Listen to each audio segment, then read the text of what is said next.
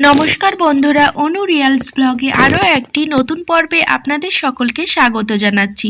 চলে এসেছি আবারও একটি ভিডিও নিয়ে। আজকে আমি পালং শাক আর পাঁচমিশালি সবজি দিয়ে খুবই সুস্বাদু একটি রেসিপি শেয়ার করেছি। পুরো ভিডিওটি দেখুন, আশা করছি আপনাদের ভালো লাগবে। তো বন্ধুরা, এই রান্নাটি করার জন্য এখানে দেখতে পাচ্ছেন শীতের সবজি 5 রকম, যেমন সিম এখানে কেটে নিয়েছি, গাজর কেটে নিয়েছি, আর বেগুন কেটে নিয়েছি, এখানে আলু কেটে নিয়েছি, আর মূলো কেটে নিয়েছি।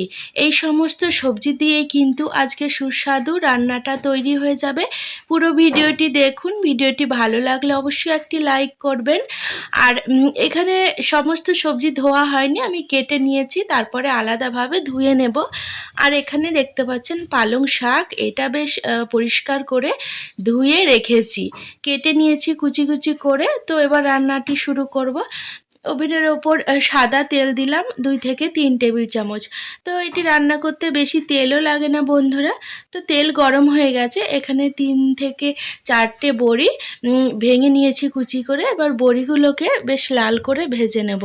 তো বন্ধুরা, বড়ি এখানে ভাজা হয়ে গেছে, এবার একটি পাত্রে তুলে নিচ্ছি। এবার কড়াইয়ে যে তেল আছে, এই তেলেই আমি রান্নাটা করব, আলাদাভাবে আর তেল দেব না। তার জন্য একটি শুকনো লঙ্কা ফোড়ন দিলাম, আর 1 চা চামচ মতো 5 ফোড়ন দিচ্ছি। ফোড়ন ভাজা হয়ে গেলে এর মধ্যে ঝালের জন্য 2 থেকে 3টে কাঁচা লঙ্কা চিড়ে দিলাম। আপনারা আপনাদের পছন্দ মতো ঝাল কম বেশি করে নেবেন। এবার এই তেলের মধ্যে আলু, গাজর আর মূলোগুলো দিয়ে দিলাম। এবার এই সমস্ত জিনিস একসাথে 2 মিনিট নাড়াচাড়া করে নেব। তো বন্ধুরা, আমার সাথে থাকার জন্য চ্যানেল সাবস্ক্রাইব করে অবশ্যই আমার সাথে থাকবেন, আর পাশে থাকা বেল নোটিফিকেশনটা অবশ্যই অন করে রাখবেন।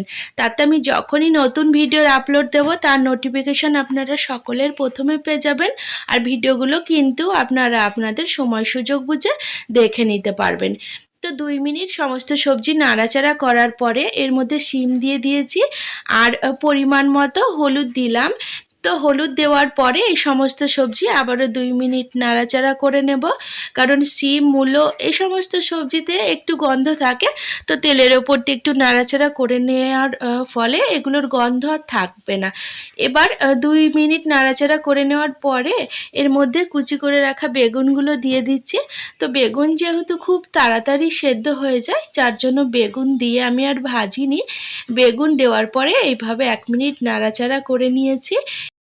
তো নাড়িয়ে নেওয়ার পরে দেখতে পাচ্ছেন সবজিগুলো হালকা ভাজা হয়ে গেছে।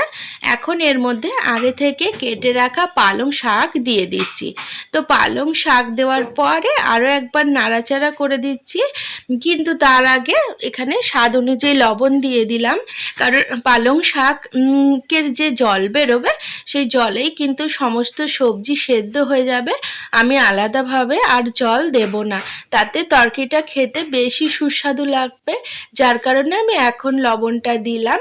তো লবণ দেওয়ার ফলে দেখতে পাচ্ছেন শাকগুলো কীরকম জল ছেড়ে দিচ্ছে। এবার আমি এর মধ্যে আগে থেকে ভেজে তুলে রাখা বড়িগুলো দিয়ে দিলাম। কারণ সমস্ত জিনিস কিন্তু এই জলেই সেদ্ধ হবে, তো বড়ি সেদ্ধ হতেও একটু টাইম লাগবে, যার কারণে বড়িগুলো এখন দিয়ে দিচ্ছি।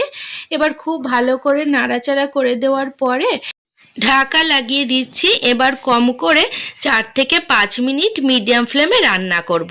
তো 5 মিনিট পর ঢাকা তুলে নিলাম। তো ঢাকা তুলে দেওয়ার পরে দেখতে পাচ্ছেন কীরকম তরকারির জলটা শুকিয়ে গেছে আর কড়ার নিচে লেগে গেছে। তো এটা ঠিক পুড়ে যায়নি, মানে সবজিটা কষা হয়ে গেছে। এবার আমি ভালো করে নাড়াচাড়া করে নিচ্ছি। এভাবে কিন্তু 2 থেকে 3 মিনিট ভালো করে নাড়াচাড়া করে নেব।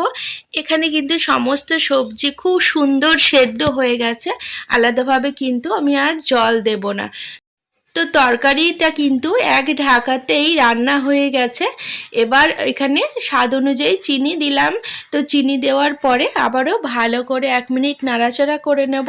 তো চিনি আপনারা না দিতেও পারেন, কিন্তু শীতের পাঁচমিশালি সবজিতে একটু চিনি দিলে খেতে কিন্তু খুবই সুস্বাদু হয়। বন্ধুরা, ভিডিওটি যদি ভালো লাগে তাহলে অবশ্যই আপনারা আপনাদের নিকটবর্তী আত্মীয় স্বজন, বন্ধু বান্ধবের সাথে শেয়ার করবেন, যাতে তারাও রান্নাটি বানানোর সুযোগ পায়। আর আমার সাথে থাকার জন্য চ্যানেল সাবস্ক্রাইব করে অবশ্যই আমার সাথে থাকবেন।